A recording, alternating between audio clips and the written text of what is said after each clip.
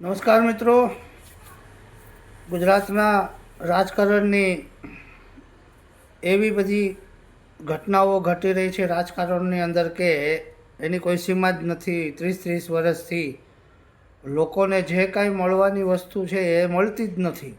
સંઘર્ષ કરવા પડે, આંદોલનો અને ખેડૂતને મોતને ઘાટ ઉતરવું પડે છે। આવી ઘટના ઘટે છે છતાંય પણ રાજકારણવાળા પાછા વળતા નથી।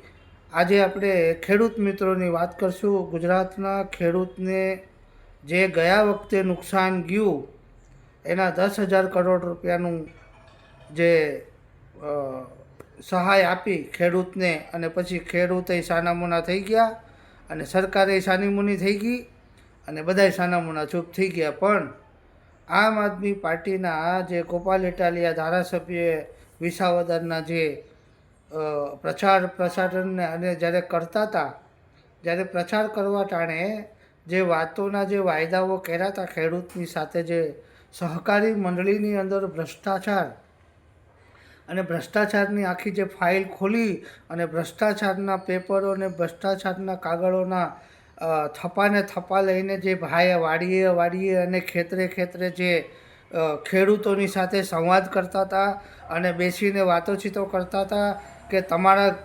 તમારા બેંકના ખાતામાં, તમારી મંડળીની અંદર કેટલું ભ્રષ્ટાચાર થયો છે, તમારી રીતે ગેરરીતિથી કઈ રીતે તલાટ મંત્રી અને પ્રમુખે કેટલું કૌભાંડ કર્યું છે તમારી મંડળીની અંદર। દરેક ગામડાઓની અંદર વિસાવદરની મંડળીઓની અંદર ઘણી બધી આખા ગુજરાતની સહકારી મંડળીની જે વાત ગોપાલભાઈએ કરી હતી એના વિષયમાં આજ ક્યાંય પણ કોઈ પણ જાતની, ક્યાંય પણ કોઈ વિષયમાં કે ક્યાંય કોઈ સભાની અંદર કે કાંઈ આખું ગુજરાતનું આખું બજેટનું સત્ર પૂરું થઈ ગયું પણ સહકારી મંડળીની અંદર જે કિરીટ પટેલે ભ્રષ્ટાચાર કર્યો છે, કરોડો રૂપિયાનો કર્યો છે, એક તાલુકામાં ઓછામાં ઓછા નહીં તો 2-2, 5-5, 10-10 કરોડ રૂપિયા ઉપાડી ગયા છે। જે આ મંડળીના સહકારી જુનાગઢ જિલ્લા સહકારી મંડળીના પ્રમુખો, એના મેનેજરો, જુનાગઢ જિલ્લા જે બેંકના બધા અધિકારી અને એની સાથે જોડાયેલા રાજકારણના કિરીટ પટેલ,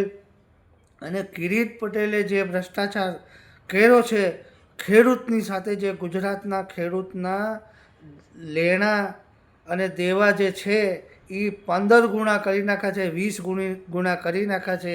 જેની પાસે જેટલી જમીન નથી એટલો મોટો તો એના બેંકના ખાતામાં ને એની જમીનના મંડળીના ખાતામાં એટલો તો મોટો કરજો નાખી દીધો છે, ડાયરેક્ટ ઉપાડી લીધો છે, ચેક દ્વારા ઉપાડી દીધો છે, અંગૂઠા લઈને ઉપાડી લીધા છે।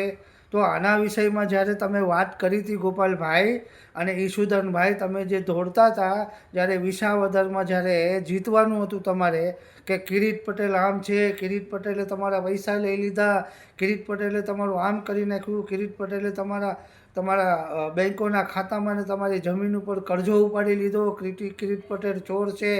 તો હવે કિરીટ પટેલ સાચો થઈ ગયો ભાઈ, તો હવે કિરીટ પટેલ ચોર નથી। તમે જીતી ગયા એટલે તમે મુદ્દો ભૂલી જાઓ છો ગોપાલભાઈ। તમે જેટલું ભણેલા છો અને તમે જેટલું ગણેલા છો તો અમે પણ કંઈક એમાં સમજીએ છીએ કે તમારે ધારાસભ્ય બનવા માટે થઈને જે તમે પ્રચારોની અંદર વાતો કરી હતી, એટલીસ્ટ એ મુદ્દો તમારે વિધાનસભામાં કેમ નથી મૂકતા? તમે વિધાનસભામાં વાત શું કરી? ભ્રષ્ટાચારની કાંઈ વાત નથી કરી। ગોપાલભાઈને કહું છું, ગોપાલ ઇટાલિયાને કહું છું, અને આના જે મંડળીના ખેડૂતની, ગુજરાતના ખેડૂત મિત્રોના જે ખાતાની અંદર જે ગેરરીતિ અને ગેરકાયદેસર પૈસા જે ભ્રષ્ટાચાર કર્યો છે આ જુનાગઢ જિલ્લા સહકારી બેંકોવાળાએ, તમે એના વિષયમાં વિધાનસભામાં ક્યાંય નથી બોલ્યા। તમે શું કીધું કે ડુપ્લિકેટ મંડળીઓ બનાવી છે, સહકારી મંડળીનો દુરુપયોગ કર્યો છે, અને સહકારી મંડળી એક ગામમાં સમજી લો કે ડુપ્લિકેટ મંડળીઓ ઊભી કરી છે। પણ તમે એ નથી કીધું કે ખેડૂતના ખાતામાંથી જ્યાં પૈસા ઉપાડી લીધા છે મંડળીના મંત્રીઓ હોય અને મંડળીના પ્રમુખ હોય અને કિરીટ પટેલના માણસો હોય, અને કિરીટ પટેલે જે એટલા વર્ષોની અંદર ખેડૂતની સાથે ભ્રષ્ટાચાર કર્યો હતો એ ભ્રષ્ટાચારની ખેડૂતની સાથે જે ખેતીની ઉપર જે ભ્રષ્ટાચાર કિરીટ પટેલે કર્યો એની વાત તમે ક્યાંય પણ વિધાનસભાની અંદર બોલ્યા નથી ગોપાલભાઈ. અને આના કાગળિયા તમે બધા ખેડૂત પાસે મંગાવ્યા હતા. કોના ખાતામાં કઈ રીતે ગેરરીતિ થઈ, કોના બેંકોના ખાતાની અંદર કઈ રીતે ચેકબુકથી કઈ રીતે પૈસા ઉપાડવામાં આવ્યા એની વાત તમે કરી હતી. આ રીતે તમે ખેડૂતને સાથે રહી અને ખેડૂતને તમે ખેતરે જઈને તમે પૂછતા હતા. તમે બધી વસ્તુ તમે પૂછ્યું તમે કે તમારી સાથે કઈ રીતે ગેરરીતિ થઈ, તમારી જમીન કેટલી છે, તમારી જમીનની અંદર એટલો કરજો કેમ લીધો, કઈ રીતે લીધો, એ તમે પૂછતા હતા. તમે ખેડૂતને સાથે લઈને કલેક્ટરની પાસે જતા હતા, બેંકોમાં જતા હતા, જિલ્લા કલેક્ટરોને મળતા હતા, મંડળીના જે મેન અધિકારી છે એને મળતા હતા. તો હવે તમે આ મુદ્દો બેંકનો જે કાંઈ જિલ્લા સહકારી જુનાગઢ જિલ્લા સહકારી બેંકની અંદર, અને આવો તો ઘણી બધી બેંકોની ટોટલ બેંકો ગુજરાતની અંદર 500 બેંકો છે, પ્રાઇવેટ બેંકો બનાવી રાખી છે. અમારા પણ કોડીનાર તાલુકાની અંદર ને અમારા ઉના તાલુકાની અંદર ને ઘણી બધી એવી બેંકોના નામ છે કે કંઈ એના રજિસ્ટ્રેશન નથી, એના કાંઈ જીએસટી નંબર નથી, એના કોઈ આઈએફએસસી કોડ નથી, એના કોઈ બેંકોના કોઈ પણ કોડ નથી. આવી બેંકો તમે ઊભી કરીને ગુજરાતના ખેડૂતને તમે જે લૂંટવાનું કામ કરો છો, આ ભાજપવાળા લૂંટવાનું કામ કરે છે. અને આને મત માંગવા ટાણે જે ઊભી કરેલી વાત હતી એ આજ ખેડૂતના સમર્થનમાં ગુજરાતના વિધાનસભાના સત્રની અંદર સત્ર પૂરું થઈ ગયું. અને બીજી વાતોની અંદર ઘણી બધી વાતોની અંદર તમે વાતો વિહોણી કરીને પ્રેસ કોન્ફરન્સો કરીને પણ ક્યાંય તમે ખેડૂતના ખાતામાંથી ગેરરીતિ થઈ અને ભ્રષ્ટાચાર થઈને જે પૈસા કરોડો રૂપિયા ઉપાડી લીધા છે આ મંડળીના મંત્રીઓ હોય ને મંડળીના પ્રમુખો હોય ને કિરીટ પટેલે, આની કેમ તમે વાત નથી કરતા ગોપાલભાઈ? અને આમ આદમી પાર્ટીના જેટલા પણ તાલુકા લેવલની અંદર જેટલા લોકો પણ કામ કરે છે એ બધા લોકોને હું કહું છું કે હવે ગામડાની અંદર ખેડૂત તમને પૂછશે કે અમારી મંડળીનું શું થયું, કારણ કે બધાય તમે કાગળિયા ભેગા કર્યા છે બધાયના.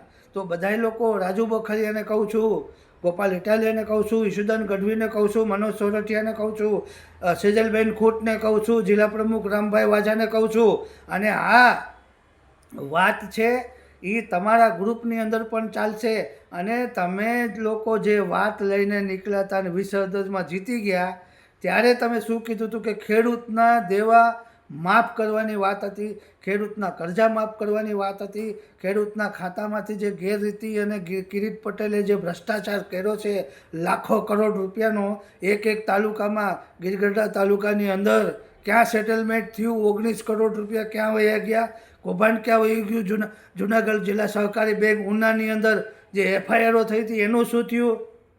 તો આ બધી વાતને ભૂલી ગયા અને 11 કે 12 દિવસનું સત્ર ચાલ્યું વિધાનસભામાં, પણ ક્યાંય પણ ગોપાલ ઇટાલિયાએ, આમ આદમી પાર્ટીના માણસોએ કે પછી કેજરીવાલ સરોએ પણ ક્યાંય પણ આજ સુધીમાં કેજરીવાલ સર 4 થી 5 દિવસથી સભાઓ કરે છે, ભાષણો કરે છે, મોટા પેન્ડલો બનાવીને ભાષણો ચાલી રહ્યા છે, પણ ક્યાંય પણ ખેડૂતની મંડળી અને ખેડૂતના જે દેવા માફ કરવાની વાત હતી, ખેડૂતના જે ભ્રષ્ટાચાર ખેડૂતની સાથે થયો છે ખેતીવાડીની જે બેંકોની અંદર ગેરરીતિ આચરીને જે ખુલ્લેઆમ આ સાંઢની જેમ ફરે છે બધા મંત્રીઓ અને એના પ્રમુખો, તો આનું આ બેંક કઈ છે? આ બેંક કોઈ ખાતાની સાથે જોડાયેલ નથી.